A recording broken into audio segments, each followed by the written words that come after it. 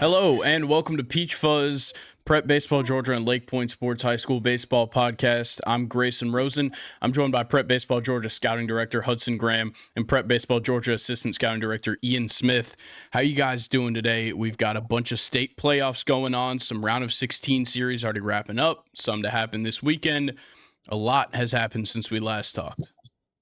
Yeah, doing well. We need this rain to go away so we can get some game threes in today. But other than that, state playoffs are rolling. Definitely. Ian, how have the games been? It's good, man. I'm trying to get out as much as possible. It's my first taste of Georgia high school playoffs this year, so it's been good just getting that experience. Been seeing some good crowds at a lot of places, some big game threes already. So it's been a fun start to the playoffs, and we're just now getting into the thick of it with the round of 16 going and going forward into the Elite Eight and Final Four from there. So it's been fun, and we're excited for the next round. Fantastic, because, yeah, we've obviously had a lot happen. Obviously, round one is concluded. Round of 16 kind of in the middle. We've got 6 and 7A still to play this week. Everybody else just about done. But on top of that, we're going to talk about these all-upperclass and all-underclass teams for the next 2 weeks. So this week, we're doing the all-upperclass team. Ian, do you want to give kind of the people an idea of what to look for with that?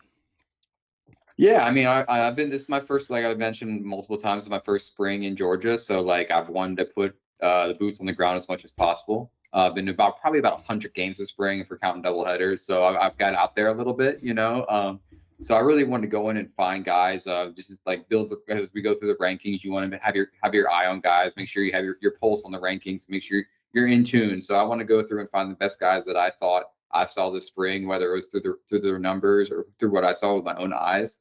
And I put together an all-upperclass and all-underclass team that we're going to go over. And it's a really good, the really quality players throughout. And we've touched on every part of the state. Like I mentioned, I've been to North Georgia, South Georgia, East and West. So we've been all over the place, and it's been nice to see a bunch of talent that put it all in one piece. Fantastic. Well, I know I'm looking forward to it. I'm sure the people are as well. But we'll hit that after we talk about some playoff baseball. So let's start talking a little bit about round one. Obviously, you guys went to a ton of games, and we'll start with those.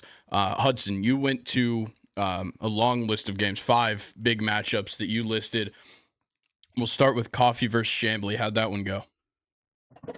Yeah, so that was actually one of our other guys Okay. that went to that one. That was a big one that I wanted to go to. But yeah, the coffee boys took care of that one. They hit the ball around a little bit. Michael Strickland had a big home run in the game, and then Ben Fussell had a big game as well for them. So they cruised through those 2 games, putting up some big runs on that end. But yeah, that was the first one that he kind of got out to. That was an early start that first day. And then I was over at Thomas County Central versus St. Pius. And that was a really cool one for me to see, not seeing Thomas County Central. And just going back and looking, they played a really, really tough schedule. They played Walton, they played Lowndes twice. So the record didn't really show the talent that those guys had. And I walked away really impressed. I think they had 1 senior, maybe 2 in the lineup, but a lot of talented sophomores, really talented shortstop in Braden Payne, a junior. And then, Reed Gaines made a big splash. We saw him some over the summer for a team that had a couple Georgia guys on it, mostly Florida guys. But he came in and shut things down in game 1 up to 89. So he's a really big follow in that 26 class. And then kind of the biggest surprise of the day, I was super fired up to get to see him, was Dominic McCann, a freshman hitting in the 4-hole for him. Left-handed bat. They saw a Georgetown commit in game 1. Had a backside single to get the run started for him, and then just kind of kept rolling from there. I think he had 3 more hits on the day, 1 for 2 RBI. So it seemed like he kept coming up in big situations. So I walked away with that one really impressed with Thomas County Central. They got a big matchup coming in Woodward Academy. Might try to double up and go back and see them maybe for a game 3 on Thursday if it gets there. But that's a team that I really liked and was really excited to get out to see. Fantastic. And let's talk about Mary Persons versus Long County. That's one of the ones you gave me in the list. Mary Persons kind of dominating in that matchup. 11-1 in game 1, 11-0 game 2. Yeah, so I was a little bummed because I had seen this Long County kind of team on paper early in the year. The coach sent out a team preview for them. And they had these two names that we were kind of looking out for, that were kind of upper 80s, low 90s arms that had a lot of anticipation coming into the year. And I get down there and they're both hurt. So kind of bummer there. The one went out the week before the state playoffs, Runyon, their number one arm, and then they lost the other one to Tommy John earlier in the year. So yeah, that was a bummer. Got to see Kenny Pickens. He had one of the only hits on the day for Long County. But Mary Persons, I like the lineup. They can really hit, led by Brady Chrisman, who will kind of sneak peek. Will be on that underclass or upperclass team later in the show. So he didn't really get pitched too much. He had one big double, but walked away from there with some uncommitted names. Cole Carr, Nick Arnold at short. Cole Carr is a two-way third baseman pitcher for him. They'll start game one and then move over to third. So I like that lineup. I think they got a chance to make a run at it on their side of the bracket. They split yesterday. They got Columbus today for game 3. I think they should be able to take care of that one. And then they're going to run into Wesleyan, who I saw earlier in the year. And I think that's a really good matchup. I like Wesleyan a lot. They kind of led by Grayson McCollum, Kennesaw State commit. And then Knox Bingham is kind of catching fire, had 2 bombs last night, sophomore for him. So I really like that matchup in the Elite Eight. But yeah, Mary Persons has a shot to get into the Final Four. For sure. And let's talk about in 7A, we had Carrollton versus Harrison, and that one went to 3 games. Great series. A Carrollton team that was really storming forward there at the end of the year, but they get caught here by Harrison. Yeah, man, I was really bummed on that one. I really like those Carrollton guys. I love Harrison, too. Love their guys in the lineup. They got Xavier Hill and Colin White on the mound and Grant Largen as well. So, but yeah, I really like that Carrollton team. I think they're going to be a team that's going to stick around the next few years with some young guys. But that was also one of our other guys that got over to that one. But yeah, the games came down to the wire, pretty much all 3 of them. Carrollton was kind of leading late in 2 of them and just kind of let it slip away from them. So I'm sure they're going to come back next year kind of hungry for more. Caleb Hudson is a name to mention in that one. Had a really, really big game 3. I believe he went 6 innings for sure. 6 2/3. So that's awesome to see from a freshman. He's been one of our guys, junior future gamer for us, low to mid 80s, two-way guy, will be kind of a top 15, top 20 name in the class. So that's cool to see. But yeah, Harrison's got a big matchup now in Lowndes. So I think that we'll see how it goes. They got to win that game when Colin White's on the mound to give them a shot, I think. But that should be a really fun matchup coming tomorrow down in South Georgia. Definitely. So we'll round out that list that you sent me with Walnut Grove and Lovett from 4A. That one only going 2 games. Lovett gets the sweep, but a super close game 1, 2-0, and then a 9-3 win in game 2. What can you speak to about how well Lovett looked? Yeah, Lovett. They had a big arm. Ian, remind me of his name, Lester. Oh my goodness. The junior. Where's it at? Let me get that name because that was a big name. He had a really big game. James Lester, uncommitted junior for him, that had a really big game, up to 88, strong frame righty. So he was good to see. Thomas Burke was kind of all over the place, left-hander for him, but ended up settling in. But yeah, Walnut Grove gave him a game in that first game, and then I think that second one just kind of got away from him a little bit. Branson Blaylock is a sophomore for Walnut Grove. That was a junior future gamer that had a really good game, had a couple hits. So those are kind of the 2 names from that game, that kind of stood out for us. But yeah, love it. Being the 1 seed, they got a shot to keep this thing rolling as well. Fantastic. And Ian, you gave me your list of games. We'll start with GAC and Dalton. Obviously, we know you like to talk about Conrad Kaysen from GAC. But what'd you see in that series? Yeah, it was a surprisingly competitive series. This was our first look at Dalton, a Southern Georgia team that we haven't gotten a lot of looks at. They were led by a couple sophomores at the top of the lineup. One I want to talk about is their center fielder, Charles Chaparral, really twitchy, about 5'10", 180 pounds, shows some bat to be at the plate, works out of an uphill path with some loft. Took one of their better relievers to left center field off the scoreboard. He took some really good cuts throughout the game, caught a few barrels, and he's just an impressive player all around, showed some range in center field. It was good to see that. And speaking on GAC, again, Conrad Kaysen threw a strong game 1, struck out 9, generated 20-plus whiffs. Fastball was still up to 95, showed a really good splitter as well. So that's still continuing to get better. We mentioned that a lot. But Eli Hanna was another big name for them as well. Caught a couple big barrels with a backside triple, and then a huge no doubt home run for them as well. And then started game 2 on the mound for them as well. He's a Lincoln Memorial commit. He's one of their top seniors. He's a big catalyst for them as they look to make a run in 5A with a big matchup with Cartersville looming as they just pulled ahead and won their Sweet 16 matchup last night. So GAC is moving on to the Elite 8 as well as Cartersville. So that's a big one we'll see here soon. I believe that's Final Four, not even Elite 8, but potential matchup coming down the line. But with those two teams, it was a good one. I think took GAC getting a walk-off in game 1 on a walk. They worked a couple deep counts, loaded the bases, and then walked it off on a walk in game 1. In game 2, they got some timely hits, like I mentioned, from Hannah with a big home run and a couple timely hits from a guy I wanted to talk about, Logan Kimbrell. He's one of the top uncommitted outfielders in 2024 class. Like there's truly not too many reasons I'm not sure why he's uncommitted. There's a lot of tools there. He's a leadoff bat. He's a plus runner, can really hit. There's a bunch of bat to ball skills there as well, and works the whole field. It's just a strong profile. So it's surprising to see a player like that still uncommitted and can bring a lot of value to a recruiting class here late in the cycle. Fantastic. And GAC, like you said, they've already moved on to the Elite 8. Obviously, we'll talk about that a little bit later, but they're going to play the winner of Game 3 for Union Grove and Ware County. Okay. Let's talk about Ringgold versus Gilmer. That was an interesting matchup that you had on the list. Yeah, Ringgold's my first time seeing them this spring. They're a scrappy group.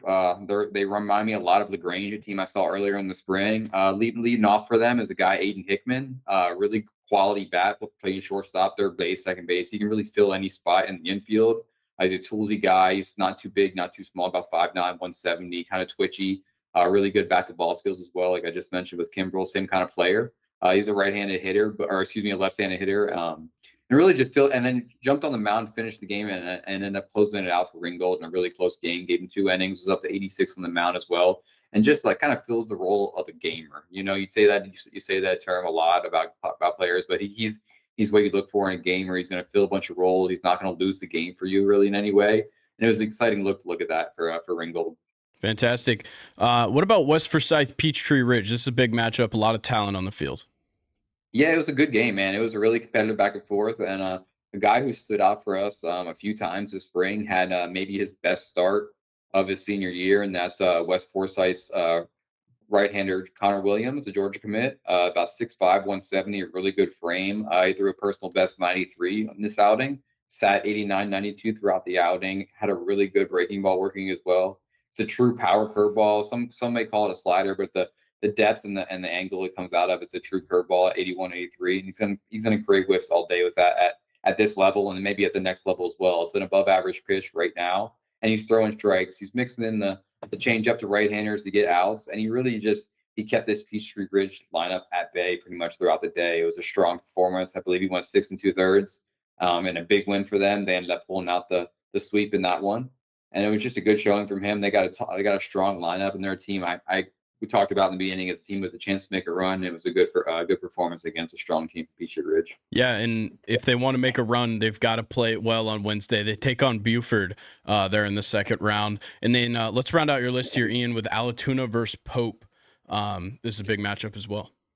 Yeah, man, Pope has got such a winning ways in that Hembry Road. So they know how to win down there. They got a quality coaching staff.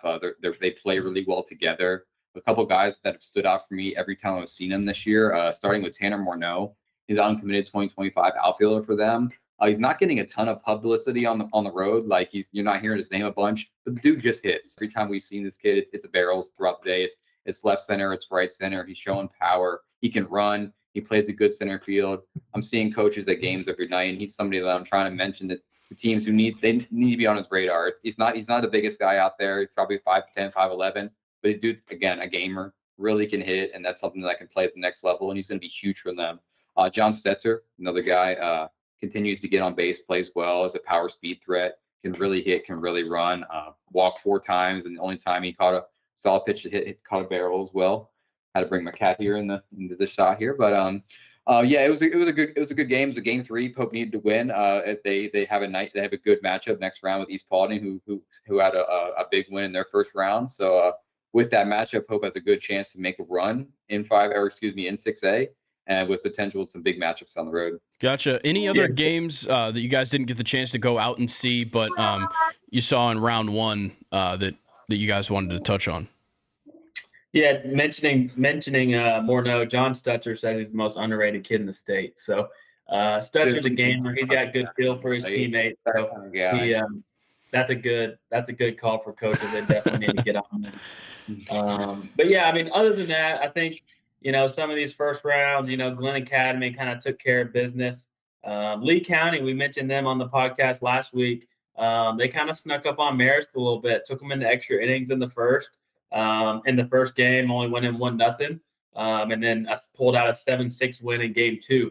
So that was a close one there. Obviously, Marist got it done. That Marist Glen Academy game, I'm sure we'll talk about here shortly. But other than that, everybody kind of took care of business for the most part. Nothing too crazy of note that kind of happened. Just kind of skimming through here. But yeah, that was round one. Gotcha. Well, then let's talk about round two. We've already had quite a few matchups already settled on Monday. Got a couple of game 3s today, and then 7A and 6A will start playing on Wednesday and Thursday. So a lot of baseball to happen here. What's been you guys' first kind of initial takeaways from some of these series we've already seen in the round of 16? Yeah, I can kick it off. I went down to Ola yesterday for Ola versus Greenbrier. That was kind of two teams that kind of bounce in and out of the Power 25 all year. Greenbrier, losing some games to Harlem in that region. But other than that, played really quality ball. Ola the same way. Heard a lot of good things about their lineup. We've seen some of their guys over the summer, but they came out swinging. They put it on them in game 1. It was kind of one of those that Greenbrier made some really big mistakes early with the bases loaded. That kind of let the floodgates open for them. Ended up scoring 8 in the first. But those games are always tough in the playoffs. That's such a big high on that first game 1 win. You got to come out focused for game 2. And Greenbrier came back and kind of answered the bell, winning 5-1. So a lot of prospects in that one. But yeah, that was my first game that I was able to get out to for this week. Gotcha. What about yourself, Ian? Yeah, I wanted to go out and see the Coffee Boys for the first time. Hudson and another one of our guys have both been out to see him this spring, so I wanted to go out and see him come off a big win against Chambly, like we just talked about. And they were facing McIntosh last night at home, and McIntosh pulled together a really good performance at home. Ended up sweeping, going 2-0 on the night, and moving on to the round of 16. And it was just into the Elite Eight. But it was just really strong pitching performances from Chase Freilich and Ty Beck in both games. They got some timely hits early in the game, scored a couple early runs, and that was really all they needed to do. They won game 1, 3-1, and they won 4-1, I believe, or 4-2, and then 3-1 in game 1. So wasn't very high scoring. They got great pitching. Freilich went 6 2/3 in game 1, and I think Beck went 6 in game 2. So their 2 seniors really came through at big performances for them. We'll talk about Freilich a little bit later when we mention a little bit later in the show, but it was just a big performance by that team. And tonight I'll be heading out for a game 3 with Pickens and Hebron Christian as well up in Jasper. That's the town I'm looking for there. Could not remember the name. Could not remember where Pickens was, but I knew it was on the tip of my tongue. So yeah, so that's next on my list. And then later on this week, we might be heading out to see Cherokee and North Gwinnett tomorrow night in a massive pitching matchup. So that should be something we'll talk about next week. Yeah, between the round of 16 and also some of these Elite Eight matchups that are already setting up, a lot of matchups that we talked about potentially coming into in that first playoff episode last week. Like you talked about, Coffee and McIntosh was one that we were kind of looking at, and McIntosh gets the best of them. They match up with Loganville in the Elite Eight. But Hudson, go ahead with what you had. Yeah, we sent a couple guys over to Kings Ridge yesterday. They got some guys that we liked, we've mentioned before. Ended up splitting, actually, so I'm going to get over there for game 3, see some of those guys. But yeah, other of note, some games last night. Eston Simpson had a big game against Cartersville, but Cartersville was able to get it done with a 1-0 win. Ended up sweeping those guys, but I'm sure that was a great feeling for him, kind of knowing that he kind of got some revenge for that Loganville game and gave the guys a quality start. But obviously took on one of the toughest teams in the state in Cartersville. So So yeah, that was just one to mention. Kel and Villarica split. That was kind of a big one. So they'll have a game 3 today. And then other than that, for the most part, we're kind of starting to look towards tomorrow with all these big 7A, 6A, and 4A matchups. Yeah, you brought up Big, that one more I mentioned before we move on, ahead. but a big sweep for Dawson County last night, moving on to the Elite Eight, Oh, yeah. taking Franklin County there as a 1 seed. So that's a big win for them.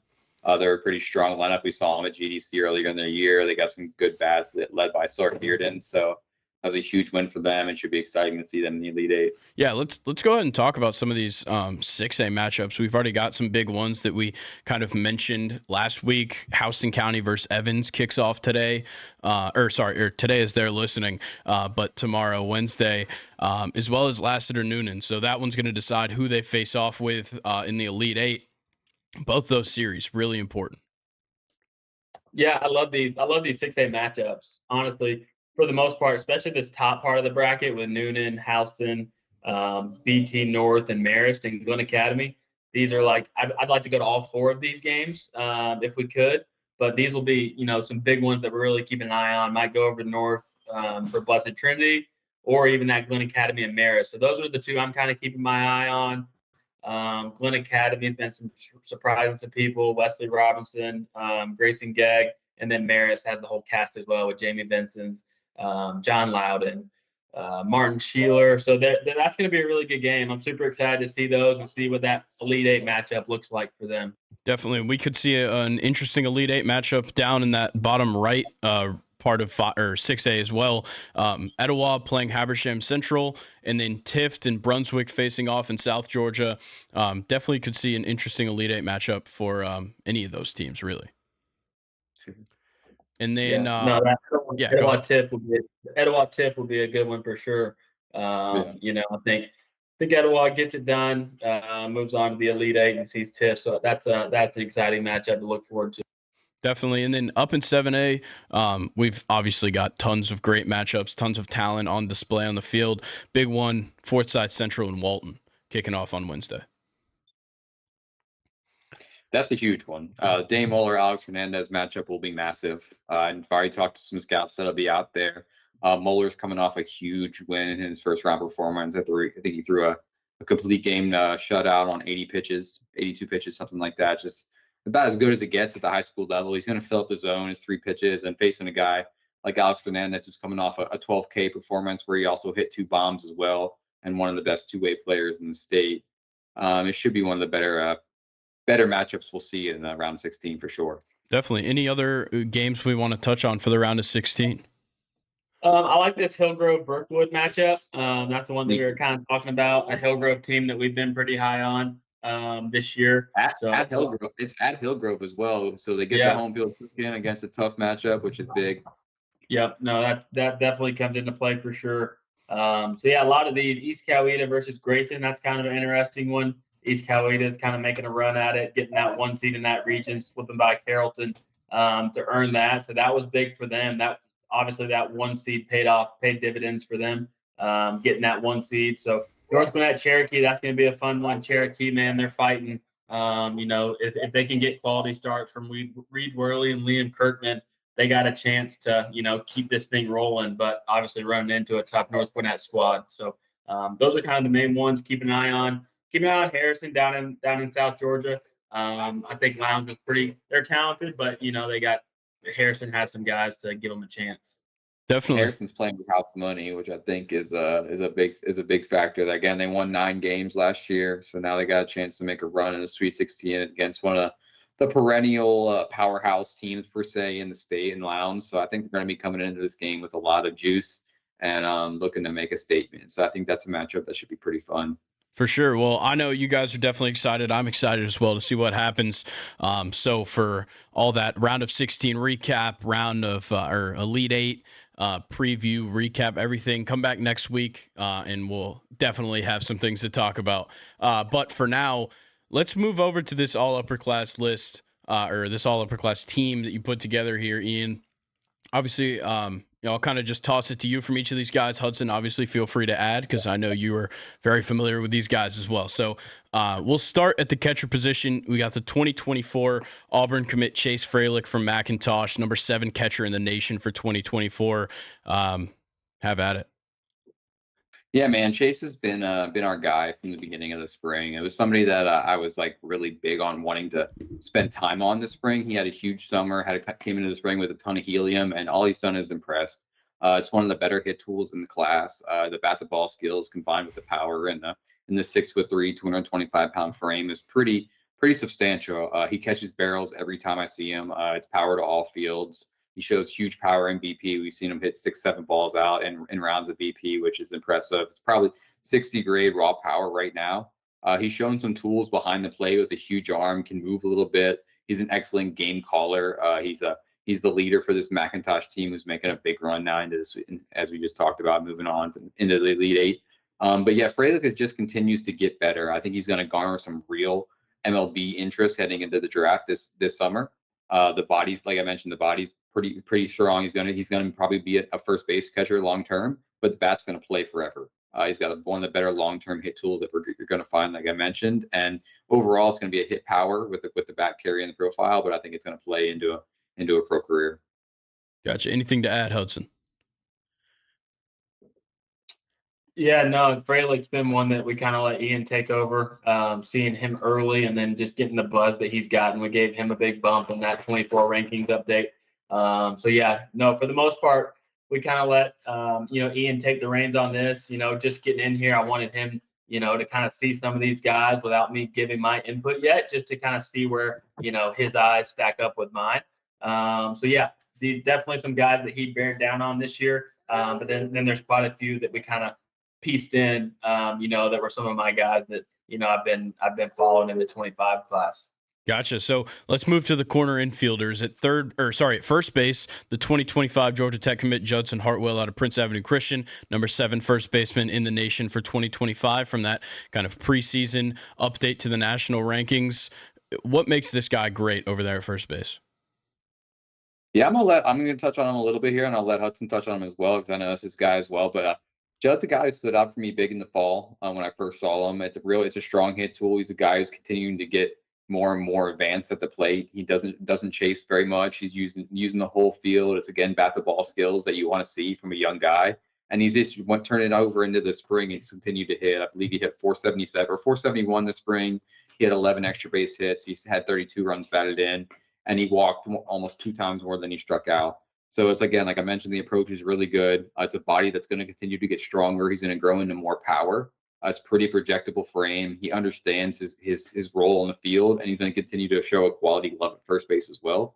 So that's a guy I think that's only going to continue to get better. He's shown up for us at PBR events. He's shown up for us at Lakepoint, and he's shown up this spring. So it's a guy you have to have some input and have to have some faith in. Gotcha. Hudson, what do you want to talk about with Judson Hartwell? Obviously, a great prospect. Yeah, Judson, he was on the Future Games team for us. One of those that we saw early in the spring last year and just kind of fell in love with him at Prince Ave. And then, he probably has the most, kind of remarkable summer that, I've ever seen at Lakepoint. I mean, he batted like 600 something across the summer, playing in all the big events, MPI, national championship. So it was like, this dude just kept hitting. And he just has that mentality where it's like, hey, Judson, like, you want to play third or like first on the Future Games team? Like, what are you thinking? He's like, I'll catch. He's like, I don't care. So let me hit. Yeah, I'll pitch. You want me to pitch? He's going to pitch today in their game 3. Like, he's upper 80s on the mound. He's just one of those kids that loves the game, and he doesn't try to do too much. It seems like even if he does go on a stretch to where, he's getting out, he finds a way to get out of it. Just great kid, finds the barrel a lot. So he's going to be one to keep an eye on headed to Georgia Tech here in a couple of years. All right, well, let's go across the diamond to third base. 2024 Georgia commit Cade Brown from Parkview. Early in the year, he was National Player of the Week. He's the number 7 third baseman in the nation, tied 3rd in the nation in home runs with 12 on the season. He's just absolutely killing it this year. Yeah, I mean, Cade coming into the year was probably one of the best returning high school bats in the state. He'll be in the running for the state player of the year this year as well. Obviously, the numbers are just unmistakable. Hitting almost 500 with 12 bombs. He's walked 25 times, barely struck out. He even stole 20 bases this year. He's been the guy for Parkview for the last 2 years, and going to continue to be that guy as they make a run to potentially another state championship. But Cage just continues to be quality bat. He's going to hit velocity. He's going to hit spin. He walks up with a plan every time. It's rare to see that from high school guys. You know what he's looking for at the plate, and he's going to do damage on everything. He's not going to, when he sees, if you're going to leave him something over the plate, it's doing damage. So it's pretty remarkable to see what kind of a high school hitter that is. Him moving on to the next level at Georgia will be huge. I think that team has one of the better 2024 classes in the country. I mean, I'm a little biased seeing so many of these guys night in, night out, but I think these guys have a chance to be huge moving forward over the next couple of years for that Bulldog squad. Gotcha. Well, let's talk about the middle infield because it's strong as well. And we'll start with 2025 Georgia commit Josh Gibbs out of Forsyth Central. He's the number 5 shortstop in the state, but this is a loaded 2025 shortstop class. Yeah. What made him the best this season? Yeah, I mean, I don't know how much more I could talk about Josh Gibbs. Man, it's just been so impressive this spring. He's probably the twitchiest player that I've seen in the state. The way he sinks it up at the plate is truly tremendous. Like, it's kind of hard to put into words. He has so many moving parts, but he's consistently on time. He finds barrels in seemingly every game. He uses the whole field. He shows power. He's not the biggest guy. He's maybe 6 feet tall, 160 pounds, but he's maxing out that frame each and every time without selling out. And I think that's just a tremendous quality to have at this age. He continues to hit. There's bat to ball skills. He hit 444 on the year as well. He's going to hop on the mound. He was up to 92 as well for this team. He's just going to be a guy who's going to do a little bit of everything for you. He's a shortstop right now. I think he has real tools to play in center field long term. Possibly he can play at second. He can play at third. There's a ton of upside with Gibbs. He's somebody that we really like and have been high on. We've went out to see him a few times this spring, and like compared in this 2025 class, when you're looking at the depth in the mid field, Gibbs stands out right now for just the amount of things that he does presently. The hit tool's there, the power's there. He shows a strong glove, and he's got the arm strength. So it's hard to look past that tools if he's going to produce at this level as well. Gotcha. And let's go sticking with the middle infield. 2024 Virginia Commonwealth commit Adrian Jimenez out of Parkview. Excuse me. Yeah. He's not a super high ranked player nationally, but a fantastic senior season. Jimenez has a ton of projection in his next level game. So he's gonna get to VCU and he's gonna hit. He's gonna play quality middle infield. He's not gonna hurt you in any level. He's gonna walk. He's gonna hit for some power, but he's gonna use the gaps well. He's gonna run, and he continues to play a strong middle infield, like I just mentioned. Like, the glove is gonna stick there. You can stick him anywhere you want. If you want to put him in the outfield, he's just gonna be a gamer. I know Hudson's big on Adrian as well, and I think he's got a little bit of touch on as well here. Yeah, no, I mean, the biggest thing for him, he's been one that's been around the last few years that we've seen, even when he was younger, but he just continued to develop. Obviously, he got a lot stronger, which has helped him. He's hit 5 home runs this year off of some really quality pitching. A lot of these guys see really good arms, but, him and K Brown, face maybe the toughest schedule among most of these guys at Parkview. So he's progressed a ton this year. Last year at Lanier and then moving over to Parkview this year. It's been good to see kind of that bounce back year for him, and getting on this team and then moving on to VCU next year. Gotcha. Well, let's move it to the outfield, and we'll start with 2024 Texas A&M commit Terrence Keel II, or Terrence Keel Jr.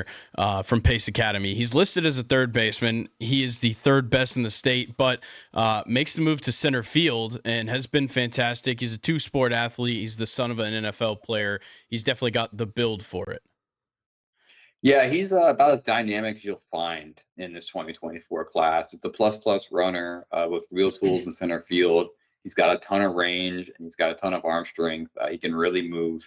He's a dual sport commit to Texas A&M, not even just a dual sport athlete. He's going to play both ways at the next level. I think he has a chance to be a superstar collegiate athlete. He's going to make a ton of money in NIL with the type of athlete he is and the type of profile he brings. There's a strong hit tool to plate. He's going to steal bases. He's going to fill up extra base hits with triples and doubles with the speed. He showed some power towards the end of the year, hitting a huge no doubt pull side homer. And then the one game I've seen in the rain, he went backside, hitting a ball down the right field line, nearly off the the handle of the bat, which was impressive to see. So it's a guy who's going to grow into his body a little bit. There's a ton of tools there. So I think it's impressive. And when you hit 519 on the year, it's kind of hard to look past that and only strike out 7 times. So it's about as good of a high school season as you're going to have. And I think he'll just plays as well as in center field as you're going to find in the state. Definitely. Well, let's go to the next outfielder. 2025 Oklahoma commit Colin Brightwell out of Redan. We talked about him a little bit earlier in the show, but he's not necessarily a highly ranked player nationally, but he is the 29th best player in this 2025 class in Georgia. Committed to Oklahoma in January, proceeded to have a fantastic spring and likely a strong summer ahead of him. So we could see him get some well-deserved recognition heading into that senior year. Yeah, Colin committed to Oklahoma, and then about a few weeks later came straight to preseason All-State for us. Was a really like an introduction to him this spring for us to see the type of player he had grown into. The frame and projection is huge with Colin. He's about 6'3", 170 pounds, long levers, high waist. So there's a ton of projection in the frame. He's a really good runner. He's a switch hitter with bat-to-ball skills from both sides of the plate. And if I just mentioned the run tool, he stole 59 bases this year in, I believe, 30 games. So that's stealing nearly 2 bases a game. So he's going to run. He runs well. He has instincts on the base paths. He's going to hit for some power. He's like I mentioned before, that the accuracy in the barrel is what really stands out from him. I think the sweet spot he hit when we saw him preseason All-State was in the 90s. So he knows how to find the barrel. He knows how to do damage on the pitches he can do damage on. He doesn't chase too much. There's some bat to ball skills like I mentioned. Let's see what he hit on the year here. 477, 609 on base, and he slugged 830 with 16 extra base hits. So it's about as good as it gets in 2A. It's a huge year for Colin, like you mentioned, Oklahoma commit, and he's looking forward to a huge summer going into this. And I think it was an easy option to make him on the All-Upperclass list here. Gotcha. Well, let's go ahead and round out this outfield here with the 2025 Georgia Southern commit, KT Caden Thompson out of Cherokee Bluff. Nationally, he's not ranked, but he's committed to Georgia Southern. He committed back in January. What do we need to know about KT Thompson as his junior season concludes? Yeah, I think take off here. Yeah, this is his guy. He was huge for us at preseason All-State, but I know Hudson's seen him 3 times recently, and I think he stood out. He's been probably the hottest hitter in the state, and I think we got some fun tidbits here. For sure. No, KT's been awesome. We got to see him last year on a really strong Divine squad. He's kind of one of those guys that was getting some future games kind of potentials for him, but he was playing football over the summer, and that can always be a lot, on guys. Between him and Keel, we got a pretty good, start to a football squad here on this upper class list. But really good football player. Guys like that, they just have, those intangibles that you can't teach. I've mentioned it with like Stutzer and Keel, big football guys. It's like they know how to win games. They know how to, produce on the bases, produce with their bat. I saw KT hit 2 triples, and then his next AB he lays a bunt down for a bunt single. So it's just stuff you can't teach.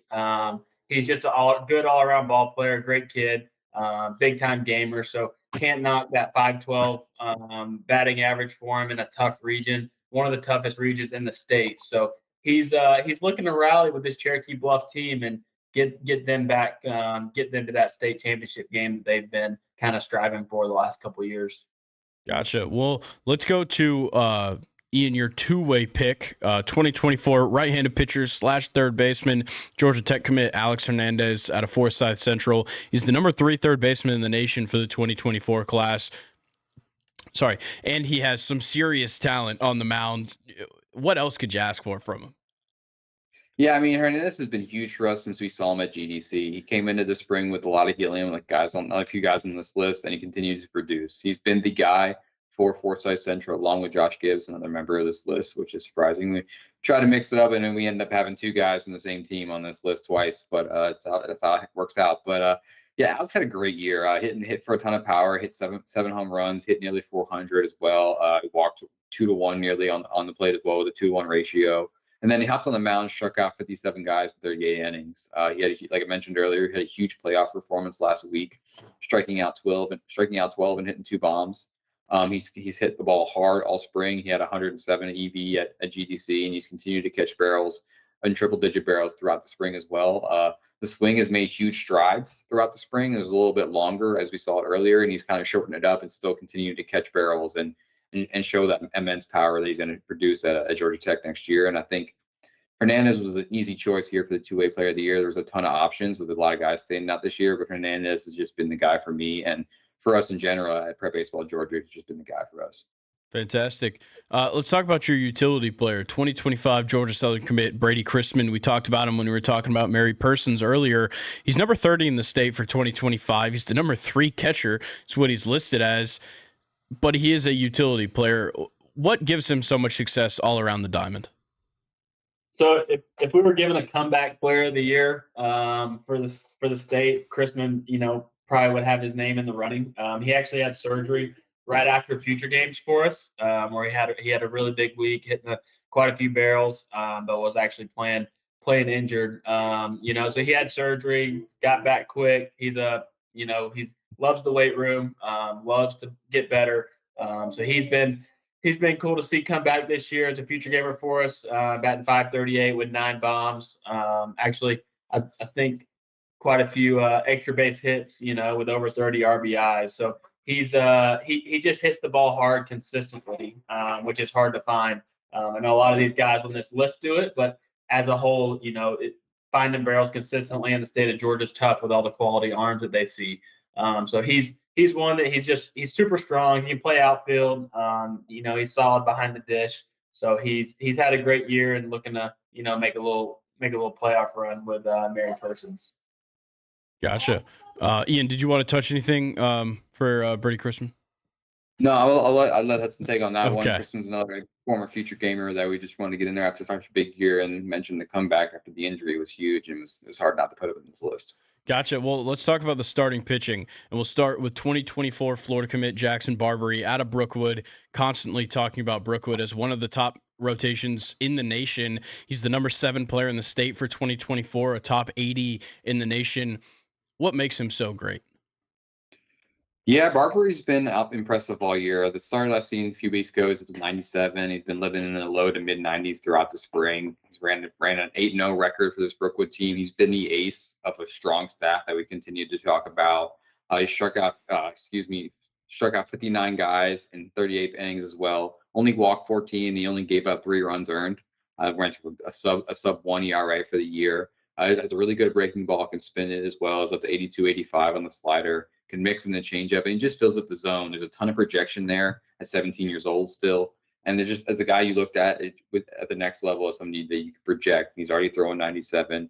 The numbers are there, and he continues to produce. So it's hard not to pass up on a guy like Barbary, who continues to rise in the state and has emerged as one of the top 2024 pitchers overall in the state. Gotcha. Well, we follow him up with 2025 Kennesaw State commit Reed Worley out of Cherokee. We've talked about him a number of times this season. He's the number 6 right-handed pitcher in the state for 2025. And the big thing is the spin rate on that curveball. 2,957 average curveball spin rate. And nationally, he's a top 300 player. Once those rankings are updated, I have a feeling we're going to see him fly up the board after a strong junior season. Absolutely. I mean, Reed's our guy. He's been a huge standout for us at events and throughout the summer and the fall events as well at Lakepoint. And he's had one of the best springs that you'll find from a junior arm. He struck out 71 guys in 44 innings. He's moved into a windup this spring, which has been huge for his development. He's been primarily a stretch guy his whole career. So him moving into the windup has made velocity come a lot easier for him. He's holding low 90s into the 7th inning in outings. He's throwing that breaking ball up to 3,000, like you mentioned, up to 83 now. It's continuing to throw harder and harder. So that's a plus slider. That's potentially to be a plus pitch right now as a junior, which is easy to say on paper, but he's producing as well and is showing in game. He's got a really quality changeup. He's starting to mess with timing on the mound as well. He's got a ton of body control. He knows how to pitch. He's a dog on the mound. He really wants the ball, and he's going to get outs.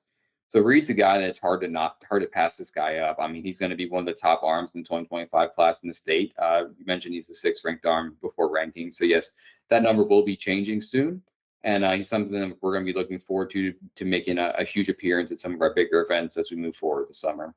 Fantastic. Well, let's talk about the last player on the list. 2025 Georgia commit Jackson Peavy out of Peach County. He's the number 10 player in Georgia for 2025, a top 100 in the nation. This guy's a killer. And I'm sure you guys want to bring up this stat, but when I saw it, it was jarring to see 140 strikeouts and 59 innings pitched, which is 2.4 strikeouts per innings pitched. That is a ridiculous number to achieve. Yeah, he has struck out 60.7 of every batter faced so far this spring, which is a Crazy. ridiculous number as a starting pitcher. He's had just big outings, outing after outing. He's up to 93 and 94 from the left side. He's got a really good breaking ball. Another guy who's a future gamer for us as well, who continues to produce and grow in his profile. I think Peavy's the guy that like isn't anywhere close to his ceiling, and he's striking out 140 guys in his junior season, which is just truly outrageous. And doing so by only giving up 5 earned runs as well. It's a guy who's, as his command continues to grow and continues to improve, the stuff's only going to grow. And I think it's got top of the class type of talent, and it's just a matter of time as he continues to put it together how far PP can go. Gotcha. Well, that rounds out the list. I think it was a fantastic list, and I'm looking forward to the underclass next week. Yeah, before we get out of here, we'll talk a little bit about what's going on for prep baseball and for Lakepoint. Lakepoint, we've got the Georgia Open State Championship this weekend. Got 33 teams in 14U, our biggest field of the spring so far. Some of the best teams from around Georgia in 14U and some fantastic 13U squads as well. So be sure to check that out this weekend up at Lakepoint. What do you guys got going on the prep baseball side? Yeah, want to throw out a fun fact. I looked it up real quick on Reed Worley. He was a junior future gamer in 2021. He was 76 to 79, topping out at 79 when he was 14. So just the progression has been awesome to see. You know, I saw one tweet in here back in 2022 where he was 82, 85. So it's just been a steady climb for Worley. It's awesome to see, you know, hard work pay off for guys like that. But yeah, got a full week of 6A, 7A starting tomorrow. We'll get out to a couple game 3s today. Hoping for some good, exciting games there, and then we get the big 6A, 7A matchups tomorrow, which we'll be covering at least 3 games there. So those that's the plan as of now. You know, starting to get geared up for all of our showcases coming up. Got a couple scout days here and there. May 29th will kick off our showcase season with the Lakepoint Open. And then before we know it, we'll have the gauntlet of top prospect games straight into MPI, straight into Upperclass top prospect games. So that's the biggest week of the summer. Ready to make some action there. Underclass, we're almost at about 150 players for it. So check it out. Got a few spots left. You know, get on the site, request your invite, or get signed up if you've already been invited. Upperclass, we still got some spots, around 75 guys or so. So that's always a good event for those uncommitted 25s. So yeah, a lot of good stuff happening in the prep baseball Georgia world. Excited to keep these playoffs rolling and get these Elite 8 matchups set for next week. Fantastic. Well, make sure you're watching all the social media accounts because this is the busy time of the year. It's kind of what we're starting up right now with the playoffs and then heading straight into the summer. So make sure you guys are following Prep Baseball Georgia. Make sure you guys are following these 2 guys as well as the Lakepoint accounts, because we're obviously posting about these big events going up at Lakepoint as well. So lot to look forward to, a lot going on. Like I said, it's definitely the start of this busy part of the year. So I appreciate you guys joining me today. I appreciate everybody for watching, and yeah, we'll catch you next week. Thanks.